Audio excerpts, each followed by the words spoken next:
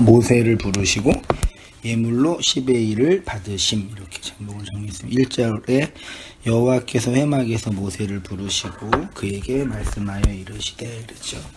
그 마소라 사본에는 그러니까 영어 성경이나 한글 성경이 아니라요, 히브리어 원전 성경은 없어요. 다 사본들만 있고 그 사본들을 모아서 이제 정경화된 성경만 있을 뿐이니까 완벽하게 흠이 없고 결함이 없는 성경은 없죠.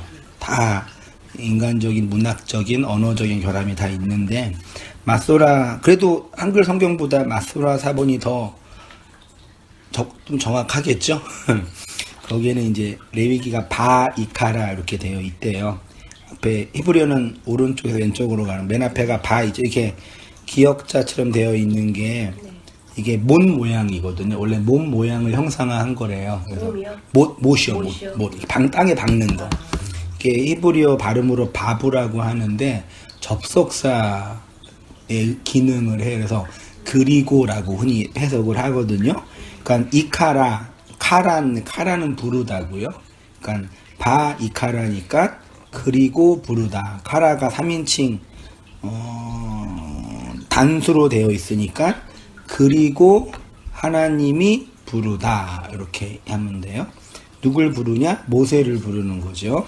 완료형이 아니라 미완료형이니까 끝난 게 아니라 계속 부르신다라는 개념이 있고요.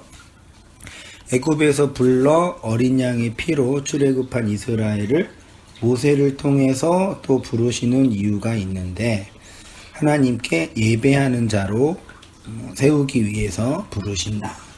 그럼 그 예배를 구약에는 제사라는 방식으로 가르쳐 주셨으니까 제사 제도를 집례하는 게 되게 중요한 기능이 되죠. 그러니까 제사 자체가 예배는 아니죠. 그렇죠. 구약의 제사는 예배를 모형하고 상징하죠. 그래서 제사 자체를 드리는 게 중요하지 않죠. 그런 의미에서는 가톨릭은 되게 잘못된 길을 가고 있죠. 가톨릭의 이제 예배라는 그 미사는 거의 제사적 방향으로 흐르고 있어가지고 기독론이나 구원론이나 뭐 이런 그 교리적으로 비판할 뿐만 아니라 그 집례, 모임의 예배와 예전의 집례 방식도 되게 이제 중요한 비판적인 요. 그러니까 어떤 예배 현장을 예배의 어떤 구조와 과정과 형식도 되게 중요해, 사실은. 우리 교단 말고, 합동교단 말고, 뭐, 이런, 다른 교단을 보니까 어떤 친구 목사가 부모님 교회에 가서 이제 예배를 드리는데, 1시간 예배를 드리는데, 앉았다가 일어났다가 수십 번 한대요. 그래서요? 예. 그러니까 뭐, 일어났다가 찬양하고, 앉았다가 뭐, 그러니까 그 제도나 그 형식이 계속 주부에 이렇게 수십 번 있는 거예요. 우리는 진짜 심플하잖아요. 찬양, 대표기도도 빼먹었어. 찬양, 사소신경, 찬양, 말씀, 봉독, 강도, 광고, 축도. 끝이잖아요. 진짜 심플하잖아요. 근데 되게 심한 교회는 이게 한 수십 가지까지 있어요. 그렇죠. 주일, 대예배라 그러죠. 네. 성경 봉독이 아니라 찬송가 뒤에 있잖아요. 봉독하는 거. 사도신경 말고요. 교동문. 네, 교동문은 또 해가지고 제사함을 향한 기도 있고, 뭐 별게 갖다 많이 붙여, 이렇게 막 특송 들어가고 뭐 찬양 들어가고 계속 갖다 붙여가지고 길어지는데, 그게 형식과 제도가 길어지는 게 꼭 좋은 것만은 아니거든요. 오히려 이게 개신교, 초대교회는 오히려 모임과 예배나 예전 되게 심플했어요. 단순하게 말씀과 기도 중심의 예전이었거든요. 어쨌든 제사는 예배를 이제 모형하고, 그럼 제사는 어디서 드렸냐? 회막에서 드렸어요. 그래서 회막에서 모세를 부르시는 거예요. 회막을 보니까요, 원어로 모에드 오엘이라고 되는데, 모에드는 한자의 회, 모일 회자죠. 그 다음에 정한 때, 장소, 모임이란, 오웰은 한자의 막이에요. 이게 천막 할 때 막이잖아요. 그래서 천막으로 모인다. 그 회막이에요. 구약에서 모임의 장소를 의미하는 단어는 다양하게 있습니다. 율법을 받기 이전에 족장들의 집, 그 장막이라고 그랬죠. 그 집을 장막이라고 지금도 교회에서 가끔 표현하셔서 내 장막터를 넓히시고, 심지어 어떤 교회에서는 장막이 넓혀지는 것에 감사하다고, 또 평소 올라간 거 감사한 거 하고, 그 장막, 이 장막이라고 이제 하는 장막, 족장들의 집이에요. 그 다음에 그거를 이제 그 모세의 율법, 시내산의 율법을 받기 전에 모임의 장소가 장막이었고요. 족장들의 집이 성전 역할을 했고, 그게 교회 역할을 했고요. 그 다음에 율법을 받을 때는 모임의 장소를 성막이라고 했고요. 그 성막의 백성들의 모이는 의미로는 회막이라고 이제 표현을 해요. 이러한 모임의 장소는 이동식 텐트로 천으로 세워졌는데, 이제는 이동식 텐트가 아니라 정한 장소에 금으로 세운 것이 성전이죠. 이러한 모임의 장소가 성령 강림을 통해서 신약 교회에서는 교회라는 장소적 개념으로 이제 전환된 거죠. 그래서 성령받은 원시 기독교 공동체는 모이기에 힘썼다. 사도행전 2장 42장 9장 읽어주세요. 그들이 사도의 가르침을 받아 서로 교제하고 떡을 떼며 오로지 기도하기를 힘쓰니라. 사람마다 두려워하는데 사도들로 말미암아 기사와 표적이 많이 나타나니 믿는 사람이 다 함께 있어 모든 물건을 서로 통용하고 또 재산과 소유를 팔아 각 사람의 필요에 따라 나눠주며 날마다 마음을 같이하여 성전에 모이기를 힘쓰고 집에서 떡을 떼며 기쁨과 순전한 마음으로 음식을 먹고 하나님을 찬미하며 또 온 백성에게 칭송을 받으니 주께서 구원받는 사람을 날마다 더하게 하십니다. 성도들이 모여서 무엇을 했냐면 가르치고 교제하고 떡을 떼고 성전의 기도에 힘썼습니다. 다시 말해 그리스도의 말씀, 복음의 진리를 배우고 나누고 교제하고 전하는 일을 했는데 그 일을 함께 모여서 했습니다. 우리가 정말 잊지 말아야 할 것은 하나님이 우리를 교회로 부르신 것은 나 혼자 잘 믿고 나 혼자 진리가 되고 나 혼자 구원받게 하기 위함이 아니라는 것입니다. 우리의 구원은 나 개인의 구원이지만 공동체의 지평이 없이는 불가능하다.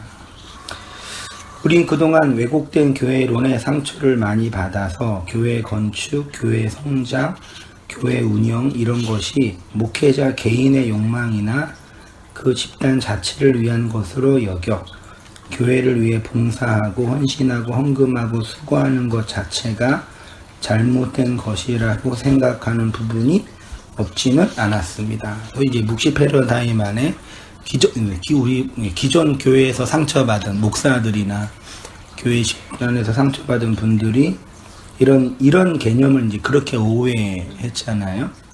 그래서 이제 이거 자체를 부정하고 심지어 이제 교회에 출석하는 거는 아주 뭐 미성숙한 사람이나 출석하는 그런 행위고 진리가 된 사람은 교회 출석도 자유롭다. 맞나요? 아니죠. 하도 그렇게 말하는 인간들이 있어가지고 넌 그렇게 생각하세요. 그렇게 얘기는 해요. 제가. 근데 제 개인적으로는 그건 아닌 것 같거든요. 이제 충분히 감정적으로는 이해는 할 수 있어요. 그분이 왜 그러는지는 이해는 할 수 있는데 그거는 이제 틀렸다라고 충분히 얘기할 수가 있거든요. 중요한 것은 우리의 행위를 열심히 하느냐 안 하느냐 문제가 아니라 목적과 의도와 내용이 무엇이냐, 왜 모이냐, 그렇죠? 왜 헌금 내냐, 왜 봉사하냐, 무엇을 위한 봉사냐, 봉사의 내용이 뭐냐, 모임의 의도가 뭐냐, 이게 더 중요한 거잖아요. 그 형식과 제도의 의도성이죠. 복음은 그걸 말하는데 모이고 안 모이고만 또 따지는 영역이 돼버리니까. 그러니까 그런 목사를 초월하는 목사, 뛰어넘는 목사를 찾는 것 자체가 아직 이분들이 지금 진짜 복음을 알고 있는 사람들인지 모르는 사람인지 아니면 어떤 리더가 없어서 그러는 건지 상처를 많이 받아 그런지는 이제 그분들 영역이니까 모르겠는데 그런 이해가 된 거죠. 이러한 행위로 스스로 위안과 자기만족과 의의를 삼거나 혹은 행하지 않을 때 받을 죄책감이 무서워서 행하는 것이 문제이지 그 행위 자체를 비난할 필요는 없습니다. 묵시 패러다임 아니라고 해서 인간의 행위를 저급한 신앙의 수준이나 부정적인 것이라고 치부해서는 안 됩니다. 교회는 함께 모여서 그리스도의 가르침을 배우며, 가르칠 교 안에는요 단지 이렇게 뭐 선생이 학생을 가르치는 개념만 포함되는 게 아니라 나누고 교제하고 소통하고 전하고 그 모든 것이 포함되어 있는 개념이죠. 교회는 모여 있는 집단이에요. 근데 왜 모이냐?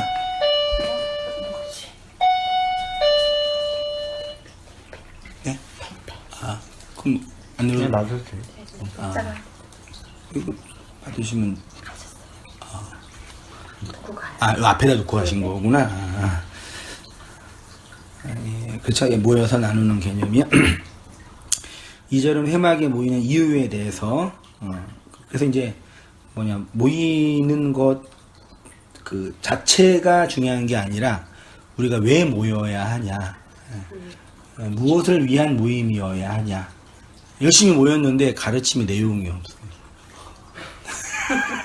야, 우리 열심히 모이자 그래서 헌금도 하고 이렇게 모이자 했었는데 그리스도의 가르치면 그게 문제잖아요. 그 배우려면 모여야 되잖아요. 그렇죠. 진리를 배우려면 들어야 되는 것처럼.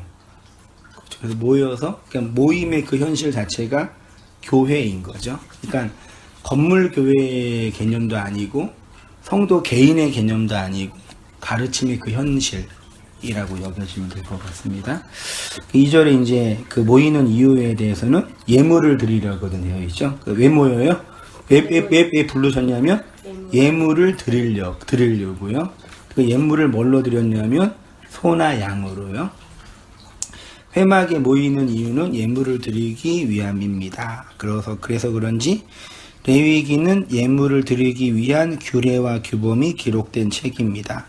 인간이 하나님께 예물을 드리는 이유는 무엇 때문일까요? 왜 우리는 하나님께 예물을 드려야 하지요? 예물을 왜 드려야 돼요? 예물 많이 드리셨잖아요. 네. 왜 드리셨어요?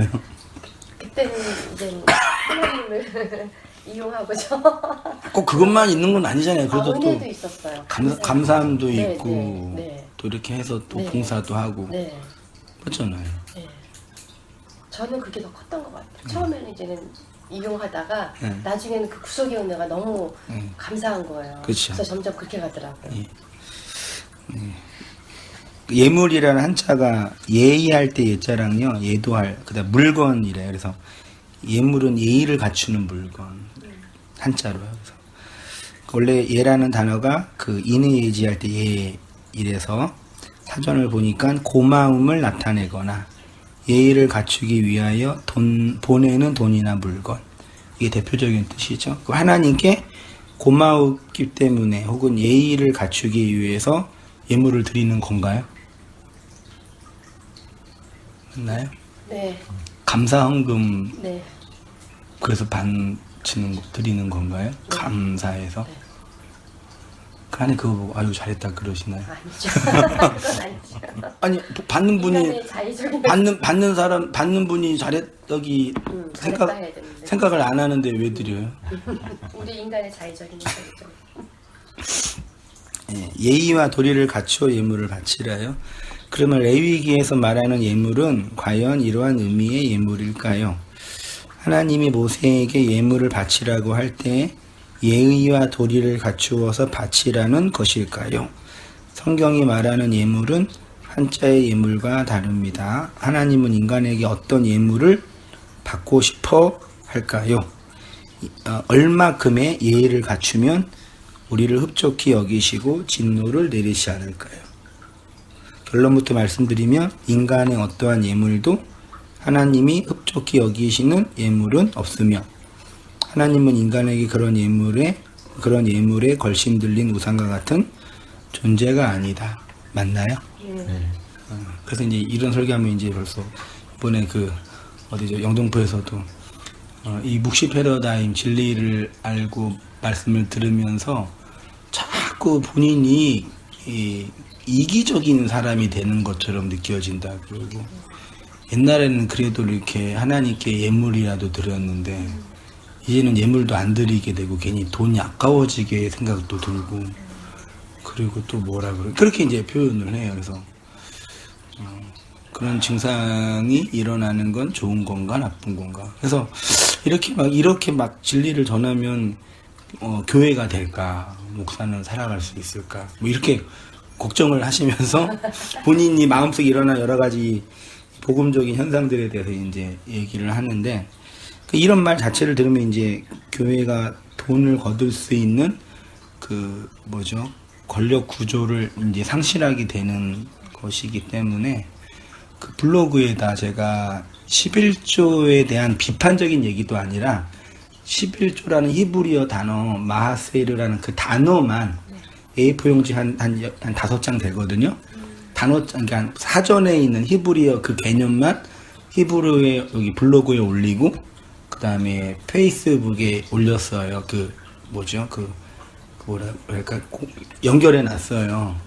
되게 핫해요. 사람들이 이상하게 긍정적이든 부정적이든 11조에 대해서는 되게 예민하게 이게 정말 이 복음의 진리에 대해 예민한 건지 돈 때문에 예민한 건지 혼란스러운, 아무튼 이거는 뜨거운 감자라서 얘기를 하면 되게 어려운 부분이에요. 저도 그 생각을 해봤어요. 처음에 성경에 있는 11조는 레위인하고 고아 가부한테 어떻게 나눠주는 거 아니에요. 근데 지금은 사회복지 정책이 잘 돼 있단 말이에요. 그러면은 굳이 어떻게 보면 11조에 대한 개념이 강조를 할 필요가 없는 거예요, 어떻게 보면. 그때는 나라에서 어떤 그런 제도가 없었고 해주질 못했던 거죠. 근데 지금은 어떤 복지 정책이나 이런 게 다 돼 있기 때문에 완전히 세상이 그러니까 바뀐 거죠. 아무튼 이제 그 진리와 내용에 대한 고민보다는 되게 가장 우리한테 예민한 부분은 사실 돈이잖아요.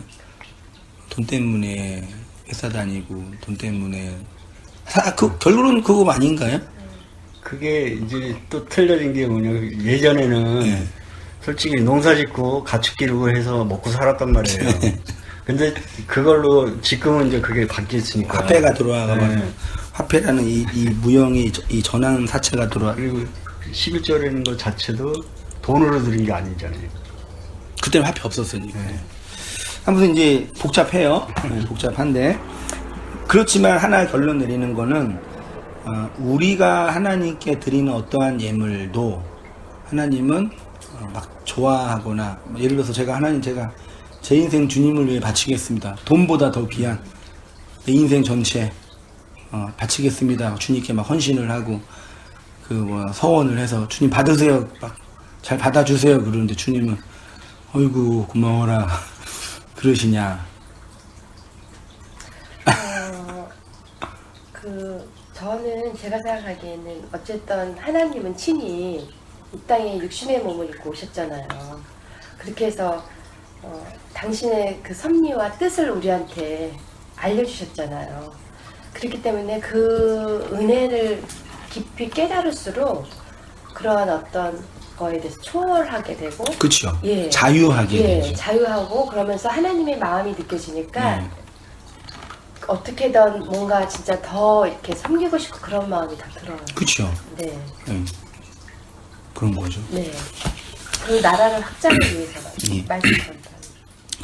그런데 하나님이 출애굽한 이스라엘을 부르신 이유는 예물을 받기 위함이라고 하십니다. 예물은 무엇이냐? 하나님이 받으실 만한 예물은 예수 그리스도뿐이 없다. 결론적으로 답만 얘기하면요. 예수를 드려야 되는 거네. 그러면요. 그럼 예수를 어떻게 드려야 되냐? 그러면 예수는 우리 게 아니잖아요. 하나님이 주셔야지만 되는 거니까 받아야 되겠네요. 그러니까 예수를 드리란 얘기는 예수를 받으란 얘기잖아요. 그러니까 내가 너한테 요구하는 거는 내가 너한테 준 거를 달라는 얘기죠. 근데 우리는 하나님께 드리는데 하나님께 받은 걸 드리지 않고 말하자면요. 내가 만들어낸 걸 드리는 거죠. 우리 인간이 만들어낸 것은 결국은 인간이 이 신체 활동, 생체 활동을 다 하고 만들어내는 건 뭐뿐이 없어요? 설모리는 똥뿐이 없잖아요. 내가 열심히 노력해서 만들어내는 건 그것뿐이 없잖아요. 그래서 말라기에서는 똥 집어치우라고 하는 이유가, 그러니까 많이 바치고 적게 바치고의 문제가 아니라 하나님이 하나님의 것을 취하겠다고 지금 얘기하는 건데, 자꾸 인간은 자신들이 이 율법 안에서 노력하고 애써서 만들어낸 것을 이렇게 바친다고 하는 모양새가 된 거죠. 하나님이 우리에게 주신 예물로서의 그리스도를 무엇으로 받았냐면 약속의 씨로 받았습니다. 말씀의 씨를 받아 우리 인생을 통해서 그 씨가 자라 씨의 열매가 나오기를 원하십니다. 그래서 하나님이 우리에게 예물을 달라고 할 때 우리가 받은 약속의 씨를 예수 그리스도로 드리지 못하면 심판을 받게 되는 거죠. 창세기 38장에 석 달쯤 후에 어떤 사람이 유다에게 일러 말하되 내 며느리 다말이 행음하였고 행음으로 말미암아 임신하였느니라. 유다가 이르되 그를 이끌어내어 불사르라. 그렇죠? 하나님이 우리 인생을 통해서 그 씨를 넣어 주셨는데, 열이라는 인생을 열심히 살아서 드려야 할 거는 씨의 열매를 드리는 거죠. 근데 그거 안 드리고 딴 거 드리면 하나님의 그 씨가 아닌 거죠. 다른 씨잖아요. 그래서 심판받는 거죠. 그렇죠? 그러면 이게 드리란 얘기, 말란 드리란 얘기죠.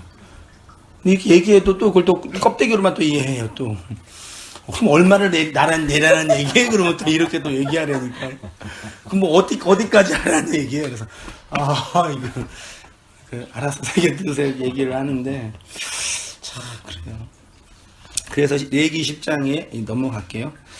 밑에 이사야 5장 2절에요. 땅을 파서 돌을 제하고 극상품 포도나무를 심었네요. 그 중에 망대를 세웠고 그 안에 술투를 팠도다. 좋은 포도 몇 개를 바랬더니 들포도를. 이것도 다 되어 있고요. 호세아 14장에서 너는 말씀을 가지고 여호와께 돌아오라. 돌아오는데 돌아오다가 슈브 회개거든요. 돌아오는데 뭘 가지고 돌아와야 되냐? 말씀을 가지고. 말씀은 씨잖아요. 하나님이 건네준 그거 가지고 돌아와야지 받으신대잖아요. 그래서 불의를 제거하시고 선한 바를 받으소서. 우리가 수송아지를 대신하여 입술의 열매를 주께 드리니까, 말씀을 가지고 돌아오는데 그 말씀의 내용이 입술의 열매라고 표현하고 있네요. 입술의 열매야 호몰로게오예요. 이거 한번 집사님 읽어주셔요. 이 입술의 열매가 요한서신에서는 호몰로게오, 시인하다, 고백하다라고 하는 것입니다. 우리가 호몰로게오 한다는 것은 하나님의 사랑이 우리 안에 있다는 것이고, 그 사랑이 곧 형제를 사랑하는 것으로 호몰로게오 하게 되는 것입니다. 두려움이 없는 사랑이 그리스도의 말씀을 받은 우리 안에서 이루어지고 완성되어 가는 것입니다. 그래서 이제 호몰로게오가 같은 말이잖아요. 말은 하나님이 우리 넣어준 씨니까 내 안에 그 말이 들어와서 그 말을 하는 거죠. 씨가 들어와서 열매를. 근데 그거를 요한 사도는 사랑이라고 이제 표현한 거예요. 그 사랑은 형제에게 거짓말하지 않는 거란 얘기는 내 안에 들어온 그 씨의 말을 하는 거죠. 씨가 없는데 그 말을 하는 게 거짓말이잖아요. 씨와 관련되지 않은 율법의 행위를 하게 하는 그 말이 거짓말이고, 받은 그 내용을 사랑으로 흘려주는 걸 호몰로게오 한다라고 표현하는 거예요. 요한일서에서 보시면 누구든지 예수를 하나님의 아들이라 시인하면, 요것도요, 그러니까 예수님은 하나님의 아들이다, 그런 뭐 삼위일체로는 시인하는 개념이 아니라 예수가 하나님의 말씀으로 온 거잖아요. 그렇죠? 하나님의 씨로 온 거고, 예수가 내 인생에 하나님의 씨로 온 것을 호몰로게오 고백하면 하나님이 안에 있는 거죠. 밖에 있는 게 아니라. 그도 하나님 안에 거하느니라. 하나님이 우리를 사랑하시는 사랑을 우리가 알고 믿었노니 하나님은 사랑이시니라. 사랑 안에 거하는 자는 하나님 안에 거하고 하나님도 그 안에 온전히 그 안에 거하시느니라. 이로써 사랑이 우리에게 온전히, 그러니까 사랑이 온전히 이루어지는 것은 들어온 씨가 호몰로게요, 열매로 나온다는 개념으로 사랑이라는 이 단어를 아가페로 쓴 거죠. 우리로 심판날에 담대함을 가지게 하려 함이니 주께서 그러하신 것 같이 우리도 이 세상에서 그러하리라. 사랑 안에 두려움이 없고 온전한 사랑이 두려움을 내쫓나니 두려움에는 형벌이 있음이라. 두려워하는 자는 사랑 안에서 온전히 이루지 못하느니라. 우리가 사랑함은 그가 먼저 우리를 사랑하셨음이라.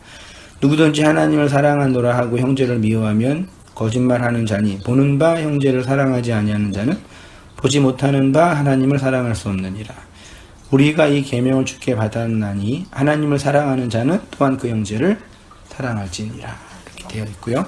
그 다음에 2장 1절에 그 예물이라는 단어가 예의를 갖추는 물건인데 히브리어에는 코르반으로 되어 있어요. 코르반이 예물, 제물, 헌물로 번역이 됐는데 이게 가까이 오다, 카라브에서 유래한 단어래요. 그래서 드려지는 것, 특별히 하나님께 드려지는 것을 가리킵니다. 희생으로 드려질 것으로 성소에서 제의적 희생 제사와 제물에 사용이 됐습니다. 그러니까 2절에 이스라엘 자손에게 말하여 너희 중에 누구든지 여호와께 예물이 코르반이에요. 예물을 드리려그니 카라브예요. 코르반은 카라브에서 왔어요. 카라브는 가까이 가다, 접근하다, 들어가다예요. 그러니까 하나님께 들어가려고 코르반을 드리는 거예요. 코르반과 카라브가 같은 단어라니까 같은 그러니까 같은 유형이죠. 하나님께 가까이 가려고 코르반을 드린 거죠. 그 다음에 히필 미완료형이니까 가까이 가게 하다 될 수 있고요. 직역을 하면 사람 중에 여호와께 예물로 가까이 가게 하려거든. 예물로 그에게로 들어가려거든. 됐죠? 그러니까 예물의 진정한 의미는 예물을 받은 대상과 가까이 하는 데 있습니다.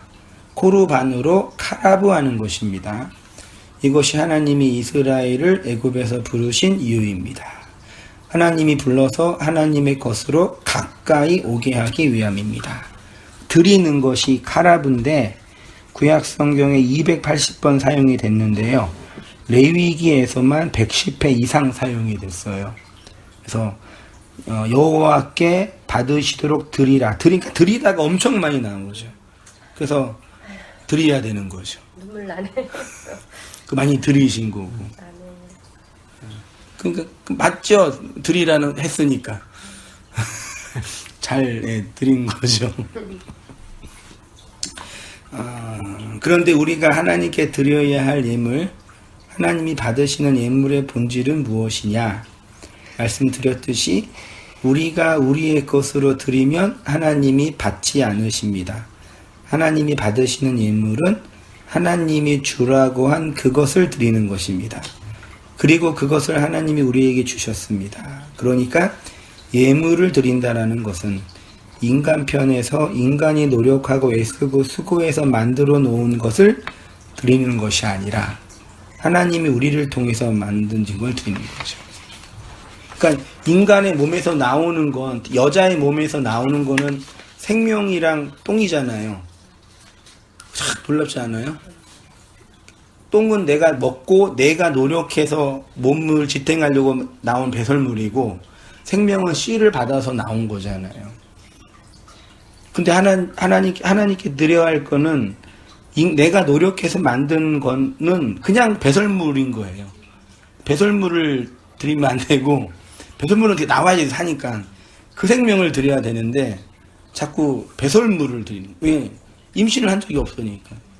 씨를 받은 적이 없고 그 생명에 따라서 이끌려 간 적이 없으니까 바치라고 하니까 내가 만들어낼 수 있는 건 배설물뿐이 없으니까 안 바치면 뭐라고 하니까 다 그러고 있는 거죠.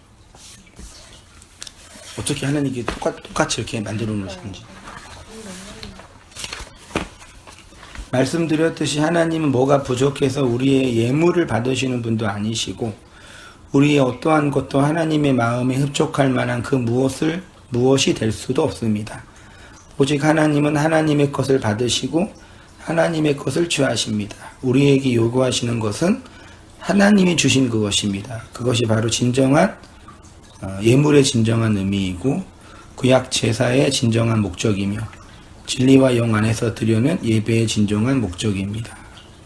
그러니까 생명을 임신한 적이 없고 씨가 없으니까 나오는 거는 배설물뿐이 없는데 이걸 안 바치면 뭐라고 하니까 어떻게 해야 돼요? 배설물을 바치면 냄새 나니까 어떻게 해야 돼요? 포장을 해야 되잖아요. 그래서 교회라면 그렇지만 종교 행위나 인간의 양심으로 적당하게 포장을 하는 거예요. 그래서 그 포장을 잘하는 방법을 이제 잘 익힌 사람이 교회에서 이제 제가 너무 인간에 대해서 비난하는 건가요? 너무 이렇게 인간의 의의를 이렇게 막 공격하는 건가? 그러니까 그 종교나 이 교회나 어떤 모든 집단에서 인간의 행위와 죄책감을 감수하는 거나 종교 행위 108번 절하는 거 이런 거 하는 거 자체가 내가 만들어 놓은 배설물을 어떻게 포장하냐 그 문제예요. 다 들어온 똥인데 108번 절하면 좀 포장이 된다고 생각하는 거죠. 너는 절했으니까 포장이 됐고 나는 안 됐으니까 포장이 안 된 거죠. 그러네요. 그것만 배우는 거예요, 그냥요. 잘 포장되면 옆에서 볼 때는 좋죠. 멋있게 보이죠. 속에 알맹이는 배설물이고 냄새는 계속 나고 자기 의의는 쌓이고 선지자들은 주님은 그거 배설물은 그냥 네가 이 땅에 살아야 되니까 그건 그대로 하고 그건 땅에 묻고 그거 바쳐서 열매를 하나님께 드리라고 하는데 그러니까 뭐 얘기냐면 내 씨가 없다 그 얘기잖아요. 그 없으면 통곡하고 울어야지. 잘 정결하게 준비해가지고 좋은 신부로 준비해서 간택을 받을 그런 가난한 마음으로 있어야 되는데 신랑 없어도 살 수 있다는 그 강팍함의 표현이죠.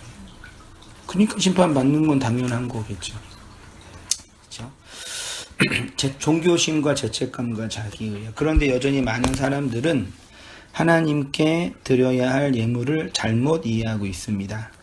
이거라도 바쳐야지 하나님께 밉보이지 않는다고 생각하거나 양심의 가책을 덜며 그래도 할 만큼은 했다는 심정으로 봉사와 헌신과 헌금 등을 하고 있습니다. 그리고 목사들은 이러한 성도들의 종교심, 죄책감을 부추기며 무지하고 강팍하고 완고하고 고집스러운 종교생활. 무지하면 강팍해져요. 완고해지고 고집스러워지요. 종교심이 그렇게 만들죠. 예레미야의 고백처럼 선지자들은 거짓을 예언하고 제사장들은 자기 권력으로 다스리며 백성들은 이를 좋게 여기는 것입니다. 레위기는 이렇게 하나님이 불러서 당신에게 예배하는 자를 세우시는 내용입니다. 그래서 레위기는 광야에서 요단 앞까지 이르는 영적인 순례에 대한 제의적 방식을 가르치는 것입니다. 그 제2의 제사의 방식이 소위 5대 제사라고 하는 번제, 속죄, 화목제, 속건제, 속죄제이고요. 지금 우리 개신교는 이 제사를 안 드리잖아요. 지금 만약에 교회에서 이렇게 제사 드리면 완전 미친놈 할 거 아니에요. 그래서 그걸 신학적으로 해석했다고 다 스스로 생각을 하는데 어느 정도 해석은 됐는데 충분히 그 의미는 못하고 있는 거죠. 이렇게 레위기는 하나님이 애굽에서 불러낸 하나님의 백성을 하나님이 정하신 장소에서 정하신 방식으로 정하신 예물을 받으시는 것을 말합니다. 이것을 우리의 광야 40년, 다시 말해 인생 속에서 이루시겠다는 것입니다. 그래서 레위기의 마지막은 11조로 끝나요. 10의 1을 온전히 바치는 것으로 레위기가 끝나요. 그래서 이런 구약 경전이 하나님께 신에게 바친다라는 걸 되게 중요하게 문자적으로 이해한 거예요. 그러니까 그건 맞지요. 그러니까 바쳐야 되는데 뭘 바쳐야 되냐, 요거를 이제 정의를 못하는 거예요. 그리고 또 더군다나 그 어떤 집단 역학이라 그럴까요? 어떻게 말하면 좋을까요? 그 모든 인간 세상은 그 자기가 있는 직업이나 환경의 여건에 따라서 이제 조종되잖아요. 그러니까 어떤 사람은 이렇게 비판을 해요. 미국의 대통령이 북한을 자극하는 이유는 한국에 군사 무기를 많이 팔려고. 맞나요, 틀리나요? 맞을 수도 있지. 다 틀린 건 아니에요. 실제로 그래 맞아요. 그렇게 해가지고 미국의 록히드 마틴이나 이런 군사 회사가 돈을 벌어요. 그리고 미국의 대통령은 그런 군사 회사의 로비의 영향에서 자유로울 수는 없겠죠. 옛날에는 그 무기를 이제 중동에 팔았는데 중동은 이제 끝났잖아요. 거기다부터 지금 그 미국 대통령 같은 경우는 자기가 가지고 있는 기업들이 엄청나거든요. 그러니까 그렇죠. 그러면 분명히 무기 만드는 회사들하고도 거래하는 회사가 꽤 많을 텐데 예. 그게 다 연관이 있죠. 그러니까 이게 공산주의와 자유주의 이념의 싸움이 아니라 돈 싸움이 된 거죠. 그러니까 돈을 벌기 위해서 전쟁을 자극하는 거죠. 그게 장사하는 방식이잖아요. 그 집사님은 하시는 일이 이게 부흥을 하려면 뭐죠? 그 화재가 아니라 전쟁이나 뭐라 그럴까요? 전쟁이 아니라 뭐라 그러죠? 요즘 이제 사람 죽으면 불에 태우고 뭐라 그러니까 화장. 화장이 좋아요? 아니면 땅에 묻는 게 나아요? 지금은 다 상관없나요? 네. 예를 들어서 이제 공동묘지를 관리하는 회사라고 한다면 화장은 망하는 거잖아요. 그게 이제 처음에 이제 화장이 막 보급될 때는 그렇게 생각을 그렇죠. 했죠. 예. 네. 근데 지금 그러진 않잖아요. 지금은 화장을 하던 땅에다 묻죠. 땅에다 묻던 마찬가지죠. 그렇죠. 만약에 수목장을 하는 곳이라면 수목장을 많이 해야지 그 회사가 돈 벌 거 아니에요. 그러면 수목장을 해야 여기서 막 얘기할 거 아니에요. 이게 왜 좋은지, 이 땅에 묻는 건 이제 땅이 없으니까 안 된다고 그 비판하고. 이게 선악의 문제나 진리의 문제가 아니라 이권의 문제라는 얘기죠. 그렇죠. 그 이번에 노사마 언뜻 보니까 그 응급 환자들 119 그 응급 구조사들이 이렇게 응급 구조되는 되게 급박한 상황이잖아요. 심정지가 일어난 사람들은 어떻게 해도 안 일어나는데 그 약물이 있대요. 심정지 일어나서 약물을 투여하면은 이렇게 살아날 가능성이 되게 많은 약물이 있대요. 근데 그걸 투여를 못 한대요. 왜 못 하냐면 의사의 처방이 있어야지만 된대요. 그럼 그 의사가 대한의사협회나 이런 데서 의사의 처방 없이 외국에서는 그게 가능하다 하더라고요. 없이 그냥 응급구조사의 개인의 재량에 맞추면 그러면 사람을 살릴 수 있잖아요. 우리 입장에서는. 근데 그걸 왜 안 해줄까요? 의사이니까. 의사의 밥그릇이잖아요. 이건 누구도 부인할 수 없는 거예요. 그래서 옛날에도 그런 거야. 뭐 장로님 계시지만 한의학하고 양약하고 서로 싸우고 의사하고 약사하고 싸우고. 그 밥그릇 싸움 하는 거잖아요. 그러니까 그런 걸 근데 그게 이게 의사협회만 있고 장례협회만 있고 정치협회만 있고 있을까요? 아니요, 다 모든 이 집단 교회도 모여 있는 집단이잖아요. 또 거기에는 또 그걸로 먹고 사는 목사라는 직업도 있으니까. 그러면 이걸 할 때 이렇게 하나님께 드려야 할 거 여러분의 돈이 아니라 약속의 심이다 그러면 당장 그러면 돈을 안 내도 되는 거네요? 이렇게 받아들이는 거예요.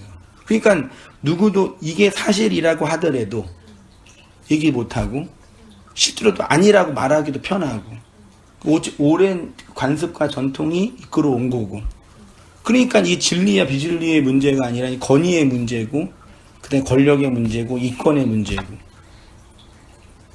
우리나라도 그러니까 모든 세상은 다 그렇게 움직여지기 때문에 정치라는 건 그걸 잘 조정을 해서 정리를 해가지고 가능한 한 많은 사람들이 좀 덜 상처받게 조정하는 게 정치 방법이라고 생각을 하는데 우리도 마찬가지인 것 같아요.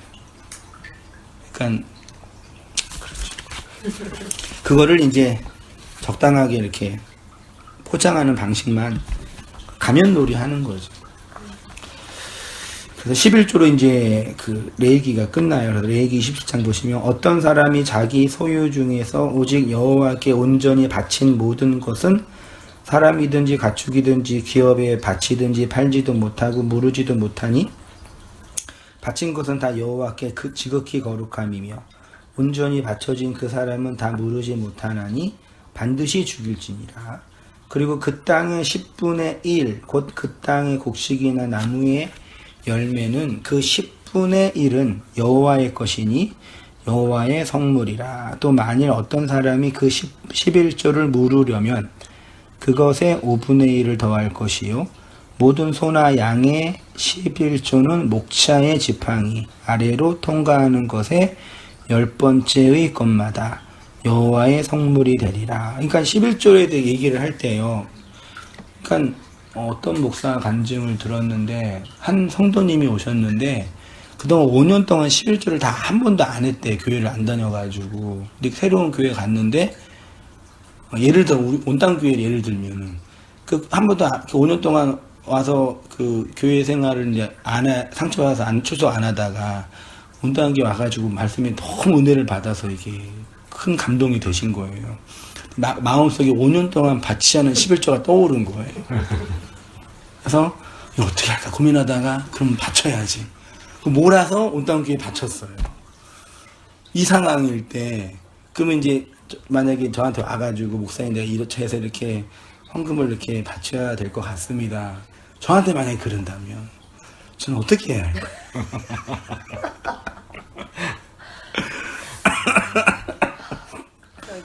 그 하나님 주신 마음입니다, 집사님. 하나님이 은혜를 주시는 겁니다. 그래야 될까요? 근데 그거를 이용해 먹잖아요. 그렇잖아요. 그러니까 근데 그건 또 사실이잖아요. 그분은 그건 사실이잖아요. 또 그게 또 양심에 걸렸고 또 그렇게 해도 자유롭고 그렇죠. 그동안 못 닦은 거 다 닦은 것처럼 느껴지고 빚진 거 다 갚은 것처럼 느껴지고. 야, 이럴 때 이제 다른 게 비판할 때는 쉬운데 이게 온땅 교회 문제일 때 그동안은 지금 온땅 교회가 재정이 좀 필요할 때 현실이는 그럼 어떻게 하겠어요? 제가? 그 만만치 않죠. 최적으로. 그 전에 이제 11조는 이거예요. 차근차근 가르쳐 드려야죠. 그죠? 차근차근 가르쳐 드려서 돈은 이거고 내용은 그러면 이제 시간이 필요하고 말씀을 이렇게 듣는 과정이 필요한 거거든요. 뭐 그래도 굽고 하시겠다는 같지만 그래도 굽고 왜냐면 또 그러신 분 그게 마음 편하니까 그렇죠. 예. 예, 굽고 그래. 그 개척교회 처음 처음 우리 해가지고 그 개척 예배 드릴 때 그런 마음으로 많이 바치셔서 되게 많이 이렇게 후원하셨거든요. 그렇죠. 근데 온땅교회 교인이 아니니까 제가 뭐라 할 수는 없고 그렇게 그런 거죠. 자, 밑에 보시면요. 목자의 지팡이는 목자의 가르침이며 말씀입니다. 그 말씀을 우리의 목자이신 그리스도는 열이라는 율법을 주셨습니다. 율법의 마지막 하나가 11조는 10의 하나죠. 10은 율법이죠. 열로 주어진 임신의 기간 시죠. 그것의 하나가 시의 열매죠. 그게 10의 하나라고 되어 있어요. 11조가 히브리어로요. 마아셀이에요. 근데 이 마아셀가 에세르라는 단어에서 왔대요.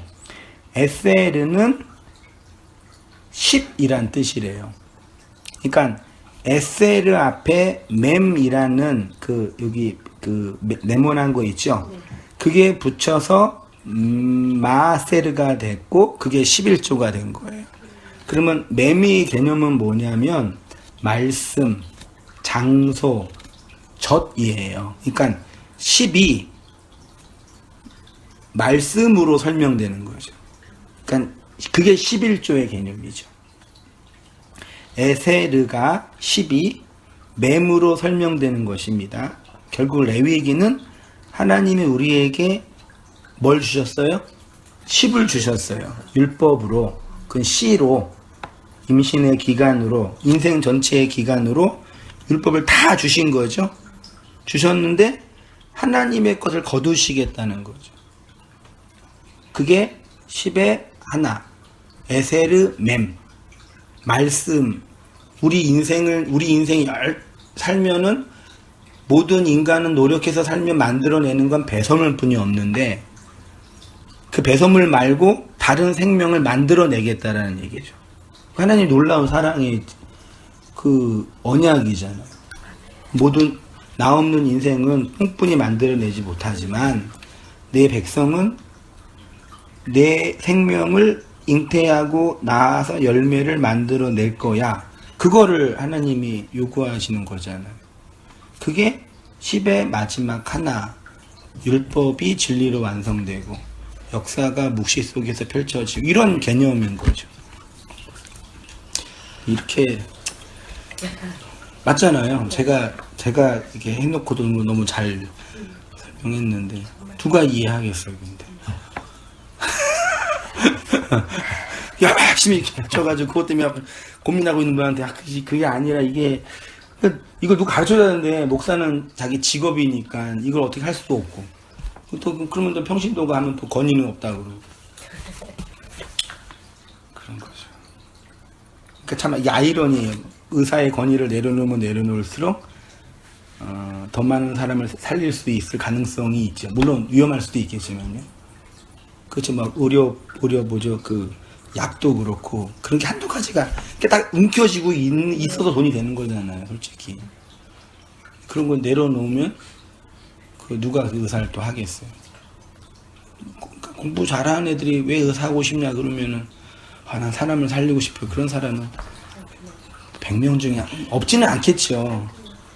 대학 돈 많이 벌고 싶고 명예 얻고 싶고 인정받고 존중받으니까 참 아이러니. 근데 그것도 또 어떻게 보면은 본인이 그런 생각보다는 부모가 그렇게 생각. 그렇죠. 공부를 잘하면 그거 할 수 있으니까. 주입시키는 거죠, 부모가. 그러니까 욕망의 그 카테고리가 계속 그렇게 악순환이 되고 그렇게 되는 거야. 그래서 의료 개혁은 의사 개혁이고, 맞아요. 정치 개혁은 정치인 개혁이죠. 그럼 교회 개혁은 교인가 목사. 목사 개혁인가? 참 근데 참 근데 목사만 바뀐다고 되는 건 아니죠. 그렇죠. 근데 어쨌든 맨 앞에 있는 사람이니까 대표를 요구하는. 바뀌면 말씀이 성도 한 명 바뀌는 것보다는 좀 낫겠죠. 근데 이제 워낙 힘들죠. 우리 이제 나이 드신 분들 입맛 안 바뀌고 큰 중병이 걸려서 어떤 이 철학적인 깊은 사유를 하지 않는 이상은 해던 방식 계속 살아오시잖아요. 똑같은 것 같아요. 인생의 중대한 문제 앞에서 진지하게 그 문제에 성찰하지 않는 이상은 해왔던 입맛 변하지 않고 성품 성향 습관 변하지 않는 것처럼 그냥 해온 그 길 따라 이렇게 자연스럽게 가는 것 같아요. 그 중에 하나님의 씨를 받은 언약 백성들은 배가 불러 나오니까 이게 왜 이러는지 이제 이게 미치고 환장할 노릇이죠. 뭐지? 왜 이렇지? 그래서 그 씨의 주인이 말씀으로 설명해 주는 거죠. 하나님의 백성은 이렇게 배설물만 만들어내는 인간들이 아니라 생명을 잉태하여 그 생명을 낳는 것. 그걸 이제 신약에 와서는 뭐 사랑이다, 호몰로게오다, 구제하는 거다, 말씀을 전하는 거다, 나를 죽이는 거다 등등으로 표현을 하는 거죠. 그래서 율법을 주셔서 진리를 거두시는 것이고 계명을 주셔서 사랑을 거두시는 것입니다. 그렇게 광야에서 하나님의 것을 예물로 바치는 것이 예배이며 성도의 신앙생활입니다. 예배는 하나님께 바치는 거잖아요. 그 받은 말씀을 바치는 거죠. 그렇죠? 그 말씀이 선포되는 그 현실을 통해서 이렇게 바쳐지는 거죠. 그 예배 하나님께 드려지는 거죠. 하나님이 주신 것을 예물로 바치는 성도. 11조 잘 바쳐야 돼요. 그렇죠? 네. 이걸 내용으로 이해하면 되는 거죠.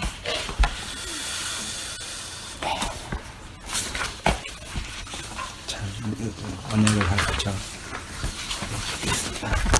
줄 소감이나 뭐 질문이나.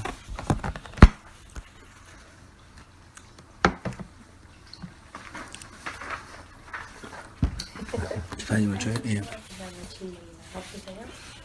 그렇지. 특별하게. 묵상이나 나눔이.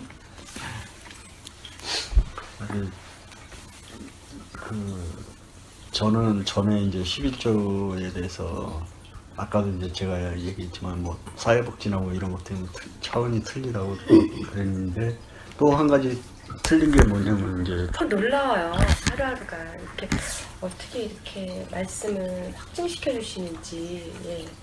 너무 놀랍고 점점 더 이렇게 선명해지니까 그냥 감격스러워요. 날마다가 너무 감격스럽고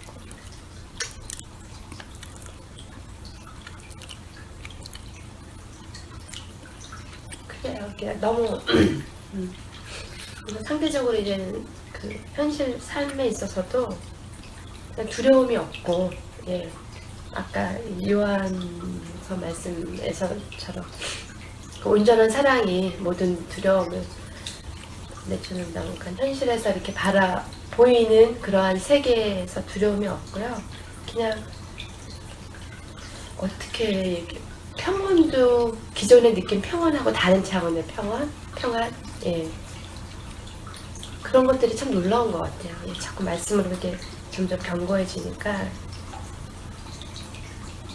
너무 하나님께 그러니까 집에서도 이렇게 있으면 혼자 하기보다는 제 안에 성령님께 이렇게 늘 감사하다고 그래요. 너무 감사하고 사랑합니다라고 얘기하고 그리고 막 인사도 하고 그래요. 너무 감사해요.